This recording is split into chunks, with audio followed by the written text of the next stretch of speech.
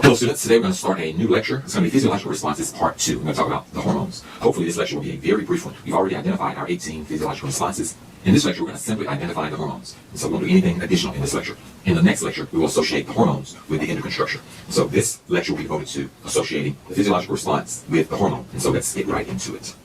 Okay, here we have our first 6 physiological responses. As I stated before, we're going to only identify the hormones. And so let's go over these. Okay. Happiness, the hormone responsible for this one is going to be serotonin. Hormone serotonin. So I'm just going to write here. Serotonin is responsible for happiness. For sleepiness, it's the opposite hormone. So you can think of serotonin being the opposite of melatonin. So the second hormone is going to be melatonin. Our third physiological response is going to be vasoconstriction. And the hormone responsible for this is angiotensin. So let's get that one here. Our fourth physiological response was the increase in blood calcium. If you don't have enough calcium in your blood, this hormone corrects that issue. And so that hormone is going to be parathyroid hormone. Some of the hormones have an abbreviation that's associated with them. It's going to be PTH, parathyroid hormone. The opposite of increase in blood calcium is the decrease in blood calcium or the increase in bone calcium. And the hormone responsible for this one is going to be calcitonin. Our sixth physiological response was water retention. And the hormone responsible for this one is antidiuretic hormone. I mean, the name makes sense. Again, this one has an abbreviation, ADH, which makes sense. And it's also known by another name, vasopressin. Okay, so those are our first 6 hormones. Let's look at our next set of 6. Our seventh physiological response was female reproductive development. And the hormone there is estradiol. And the counterpart, male reproductive development, is going to be testosterone.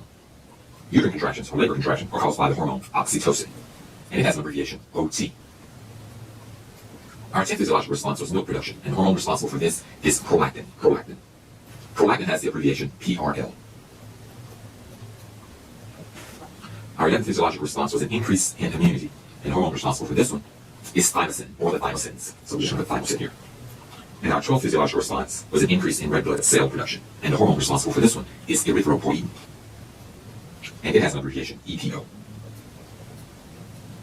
And that concludes our second set of 6. Okay, our 13th physiological response was an increase in metabolism. And the hormone responsible for this one is thyroid hormone. Thyroid hormone is abbreviated TH. There are 2 particular hormones involved here. They're called T3 and T4. Our 14th physiological response is going to be a decrease in blood sugar.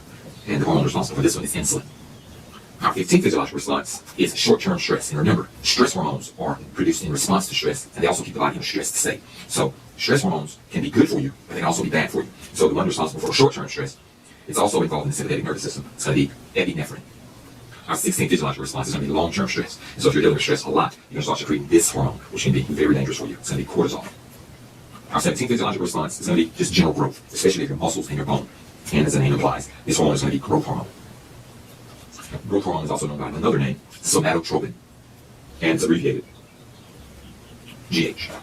Okay, our 18th physiological response is going to be the production of stimulating hormones. The hormones that are responsible for releasing these stimulating factors are called tropic hormones or releasing factors. This one's a little more complicated. These tropic factors are called tropins or releasing factors, and we'll just leave it there for now. And that concludes our final set of 6 hormones, and this concludes all 18 of our physiological responses associated with their hormones.